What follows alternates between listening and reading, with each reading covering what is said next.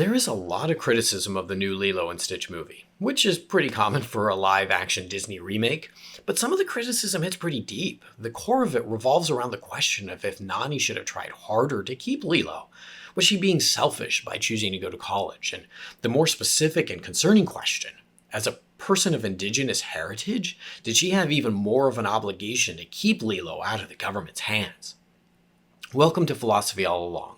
I'm a professional philosopher, and I like to use the tools of philosophy to help me get even more meaning and value out of the things I love, like Lilo and Stitch. So let's look into these questions, and start with the more general question first. Does she give up Lilo too easily?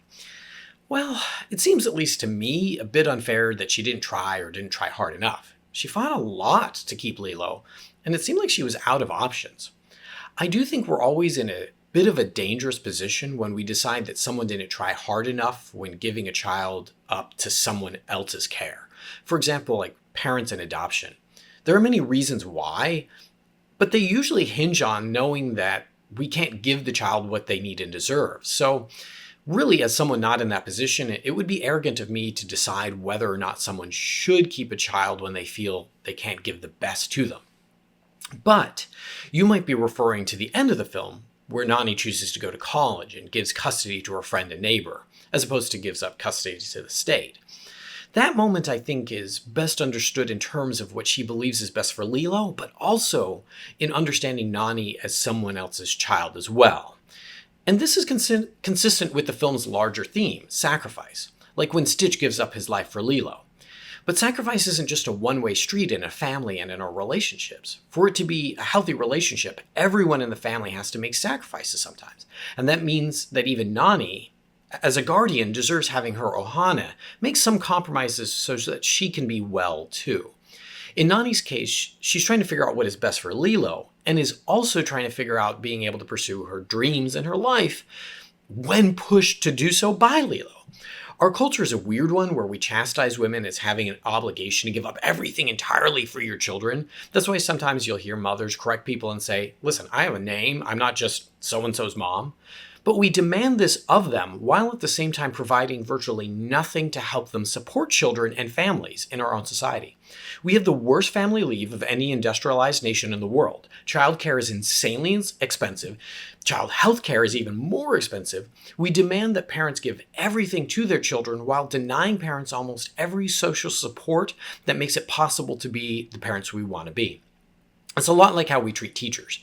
We pay teachers horribly and tell them, well, you shouldn't want the money, you should do this job because you love kids. But the money makes it possible for them to do the job well and to bring their best selves to the job of being teachers. If they're working 2 extra part-time jobs and are stressed about their bills and don't have the money or time for professional development, they aren't going to be as effective. And the same is true for Nani. How is she going to be everything the state says she should be when she's financially struggling? She's a recently orphaned single parent who can't keep a job because Lilo is having the severe emotional struggles consistent with trauma and grief. Where's the social support? Nani has virtually none of the resources she needs to be the caregiver she wants to be. But additionally, she also should be able to fulfill herself. She is also someone's child. Lilo can see that. Who are we to dismiss Lilo's point when she notes that their parents would want Nani to go to college? She's not selfish to go to college. She's given up everything for Lilo, hopes, dreams, her childhood, and she's being reminded that her life matters too. And although our weirdly inconsistent society would have us believe we're supposed to give up everything for children, while it does nothing to support us in that, the parents and caregivers matter, and it's okay for them to also try to be happy and well. If only because a miserable, unfulfilled guardian is likely not going to be the best version of themselves for the child under their care. Okay, but the question of being an Indigenous person is a dicier one. We have a horrible and long history of the U.S. government stealing children from Indigenous families. That history includes denying stolen children the ability to speak their own language, play their own games, or even see their families. Our government did everything it could to erase them as people and as a culture. And tragically, many Indigenous families today still find themselves fighting the government over custody of their children. So Nani potentially giving up Lilo to a government with a long history of stealing children is a concern. I do think, though, that without getting into the weeds of if Nani views herself as exclusively Indigenous or as a citizen of two worlds, that we're ignoring the mental torment she's going through. I say this because the charitable read is that Nani's situation is a metaphor more broadly for what has been done to Indigenous parents and peoples for generations. Simply, the erasure of Indigenous people is not just a matter of physical violence, it has been psychological manipulation as well. And without pointing fingers at her caseworker, we can see a clear metaphor and analogy here. Nani is treated by the system the way Indigenous peoples have been treated by the government. She is pressured, and she's told she isn't good enough. She's coerced. This kind of psychological warfare mirrors the treatment of Indigenous people as a whole by our government. Consider the fact that of the hundreds of treaties the US government has made with Indigenous peoples, not a single one has been fully kept by the US. Isn't that a kind of manipulation and psychological abuse? Our government makes promises and breaks them over and over again, but responds violently if Indigenous nations and peoples do not follow its laws and rules. Nani is being told by the very system that denies her the resources she needs to take care of Lilo that she isn't good enough for Lilo.